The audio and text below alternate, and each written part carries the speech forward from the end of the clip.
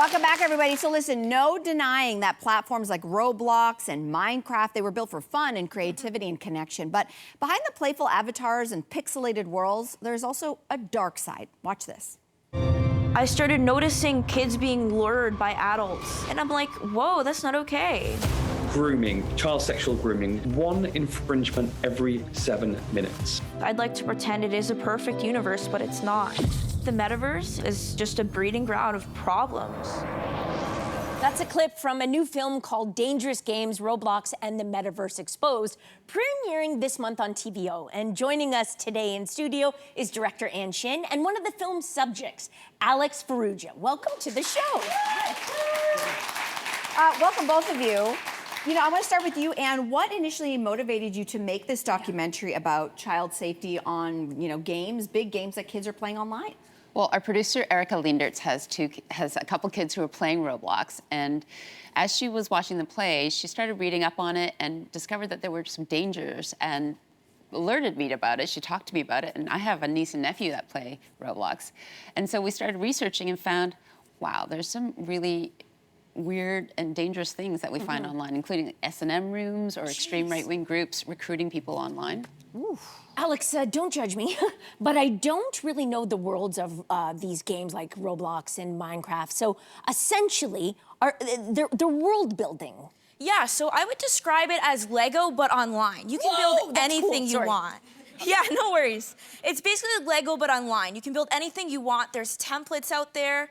And there's so much to do. It's a game with games on it. I think that's the best way I can describe it. And you're very serious at gaming, and prior to this film, you had actually been going undercover within the Roblox world to uncover predators. Yes, actually. Can you walk me through what that looked like? Like, how did you do this? So the way I did it is, first off, I noticed my friends getting lured when I was a teenager, and I'm like, whoa, this needs to stop, because there's extremes on Roblox. There are extremism. Like, I'm talking extremism. I'm talking school shooting recreations.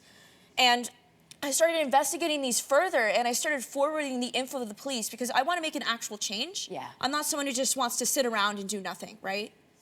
Wow. So, and I want to talk about platforms like Roblox and Minecraft, and I'm going to say this because my daughter also lives in the Dress to Impress world, which is part of the Roblox universe, and she's on that a lot with her friends as well.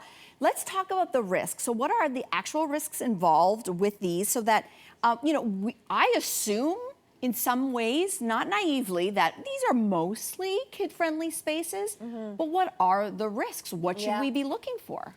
Well, anyone from the age of 5 to 85 can be on there building environments for other people to play in, and they can be all kinds of environments. It can be sexual dens, it can be gas chambers. We saw a gas chamber that replicated Nazi gas chambers on Roblox, and extreme right-wing groups creating environments for them to chat people up and recruit them.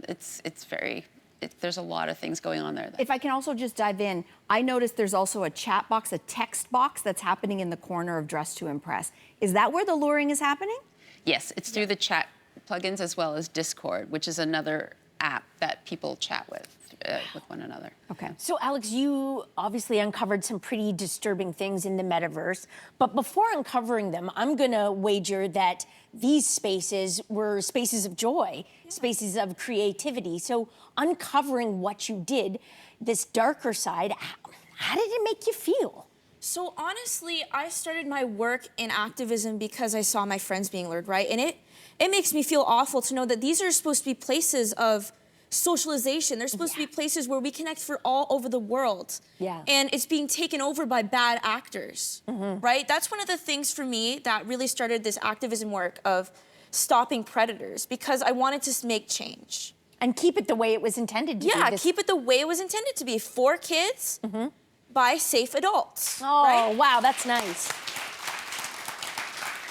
Some of the stuff that you have uncovered, though, I mean, I don't want to be fear-mongering, but parents need to understand what some of the consequences in real life could be. And in some cases, there was even a child kidnapping case as a result of this. Oh, so how does something that is so innocent, which is playing one of your favorite games, escalate to something that dire? Well, kids are meeting others always on this platform. And as avatars, you don't know if they're 15 years old or 54 years old. And so one girl who was 14 thought she was chatting with a boyfriend of 15 years of age. He convinced her to get into an Uber and cross 2 state lines and come to his house. Turns out he's in his late 30s and he's a child predator. So the crossover from the virtual world to the real world is really, it happens all the time. I think some people might be like, okay, well then parents, you need to be watching your kids, but is the responsibility just parents, or how much responsibility does the platform have to keep their users safe? It's a good point. Yeah, you raise a great point.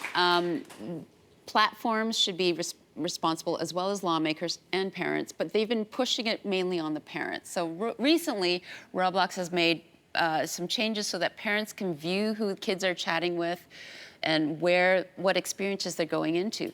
But they haven't done anything to increase the human moderators who can actually be in the rooms to, to monitor what they're doing.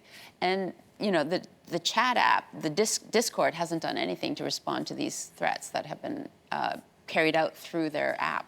Wow. Alex, what advice would you give to kids and young people who are playing Minecraft and Roblox to protect themselves? Honestly, the best advice I can give is only add your school friends, because when you take it offline or you take it real, that's when it becomes scary. That a lot of these situations are happening in real life. So the more we can mitigate that risk by adding only people you know and chatting to only people you know, the more we'll have a safer online universe. Great.